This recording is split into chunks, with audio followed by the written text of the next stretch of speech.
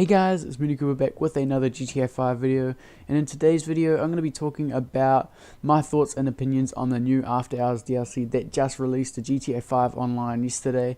So before I get into this video, I just want to quickly say please be sure to drop a like and also subscribe if you are new to my channel, and also leave a comment in the comment section below and let me know what your thoughts and opinions are on this After Hours DLC.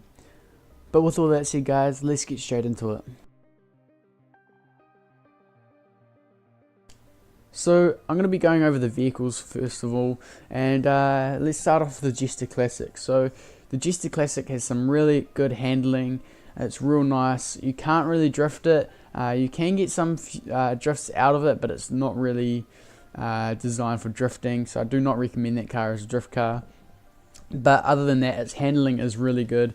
And it's just a real nice car to drive around in. It's not a very fast car, but it is just real nice to drive around in. And the customizations on it, there are quite a few customizations on it, which is good. A lot of people were hoping it would be a Benny's car, but it's not. But other than that, it has got some nice customizations on it. I am disappointed with the spoiler selection though. It does have a lot of spoilers, but most of those spoilers are, I feel, too high for the car. I'm not sure if you guys will agree or disagree with me on that, but I feel like the carbon fiber spoilers are too high.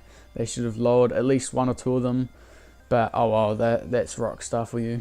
So yeah, let's move on to the next vehicle, and that's the Patriot Stretch. Now I haven't really driven this car very often because I haven't found the need to, but it does have a few customizations you can add to it, like the interior. There are some LED lights in the inside, so you can change the color of them. But other than that, that's the only new feature to it that you can customize in the Los Santos Customs. But it is a all-round nice vehicle to drive. Its handling is good. If you try to drift around a corner, you'll notice that the back swings out a lot, and it does cause you to spin out quite a few times. But other than that, it's a real nice car, and if you guys really needed to, you can do a J-turn in it, which is surprising knowing Rockstar, but you can do a pretty good J-turn in the stretch. So yeah, let's move on to the next vehicle, and that is the MLT Pounder Custom. Now this vehicle is a beast. This vehicle is heavily armored. I haven't tested the rockets against it yet. I don't know how many rockets it takes, so if you guys do know, please let me know in the comment section. But it is a beast, and it can take a good hammering. There are a few customizations. There are some that are not necessary, like barbed wire on the roof, but other than that, it is nice to drive around in. It's just a massive beast, and yeah, I think they've sped it up compared to the original MLT Pounder, so it is a bit faster. And I believe the scoop on the front doesn't actually really work as much as the Phantom does, or any of the other cars with the scoop on the front, but it is still a real powerful truck. And there are a few liveries on it, but the liveries only show up, if you've got the full armor option, the liveries only show up around the cab and along the back. And you'll see a few dots of it here and there, but there's not really much of a livery on there. When you've put the livery, you can't really see it. So yeah, that's the downside to it. But you can add a remote missile gun on the top, and you can also add I think it's a passenger grenade launcher on the back, and it's also got mines that you can place down as well. And then the last vehicle I'm going to be going on about is the Festival Bus. Now this thing is hilarious. I love driving this thing. I think this is the most driven vehicle that I have driven from this DLC, just because it's just so much fun to drive around and go through the city, have your lights on, have your music blaring, and all that sort of stuff. So it's just cool because you can set it up at the beach, have a whole bunch of mates come along and dance around and stuff. And if you guys are wondering how to get up on top, you can just jump up on the hood of the bus and then climb up onto the stage from there. If you guys didn't know already, that's how you can do it. But yeah, it's real cool. The only customizations on it are the liveries when you first purchase it. But other than that, you can't change the lights or the skull or anything like that. It's all just the liveries that change, which is kind of the downside. And if you guys are wondering as well, you can press the horn button, which is L3, and that will turn on extra lights. You won't see the lights physically, but you'll see the effect from the lights as if there were lights there. So you can, make it strobe and stuff, but you have to do it manually. But yeah, it's a lot of fun to drive it around. And if you guys are wondering, you can smash everything off the roof if you really tried. And so a lot of you guys have probably struggled going through the city with this thing. So if you guys don't want the skull on the roof, you can just go to a bridge and go full speed and you'll hit it right off. And also the other surprising thing is you can hook a cargo bob on it. So you can actually pull it along with the cargo bob, and I'm saying pull it along because it's too heavy to lift. So there's really no point in using a cargo bob for it, because you can just drive it. And yeah. And then also I will quickly mention the blimp here, because you cannot buy it yet, but apparently you'll be able to purchase it later. And the reason why I'm mentioning this is because you can actually drive it online, and that is only when you are doing a promotion mission. And with this promotion mission, it's the one where it says you got to go to LSIA, and you'll see the blimp just sitting there for you to get in and fly. Now this thing, I believe, has been sped up compared to the one in story mode. I believe this one's much faster, which is good, especially it being online, and a lot of people will be, going after you and lasers and hydras and all that. But it does have flares, which is another cool thing, and it does have speakers, so it's a bit like the festival bus but in the air, which is awesome. They've got like the festival bus sort of theme going along, but in the skies. And but yeah, let's move on to our nightclub.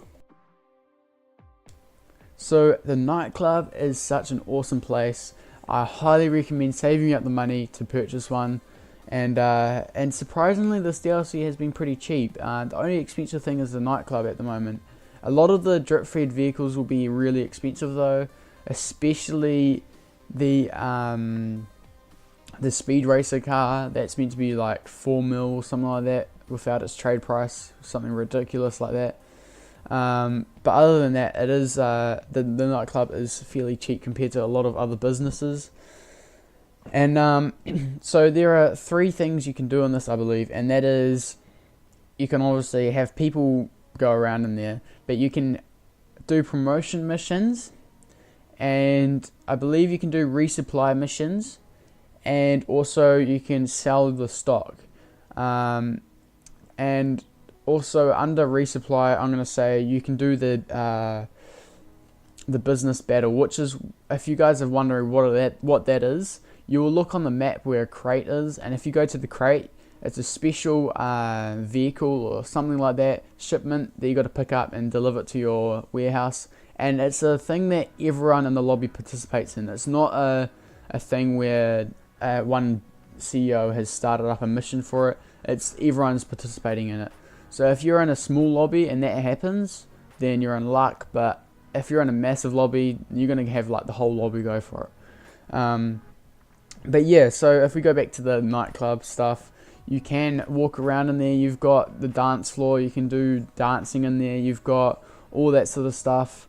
And you can go around on the DJ booth. You've got a bar up the top with a $150,000 drink, which is useless because you can just get a $30,000 drink. And what that does, he just shakes up the bottle and then drinks it. That's the only thing to it. So it's really a waste of money, so don't bother purchasing that at all. But then let's go on to the missions in it. So the promoting missions are so much fun, and you can, I believe I've done like 6 missions so far, which is the blimp, the helicopter one where you go fly over the city and drop the pieces of paper. There's the poster one where you go around the city and place 18 posters. And then there is also another one where I had to destroy trucks. And yeah, so there's heaps and heaps of them, so that's good. And then also the cell missions, I have only done one, and I've seen quite a few of them. And I believe the more you've got, the more shipments you've got, you got to use the MLT pounder. I think I'm not too sure yet, but I've only managed to use my speedo in the which is that van. So I don't know why, but yeah. Anyway, but the cell missions, like I said, I've only done one, and it was pretty fun. I had to go around the map and drop off these things, and if I damaged the car, the bonus cash would go down. And I believe the bonus cash would be more if I had more cargo shipments or whatever in the vehicle that I was driving.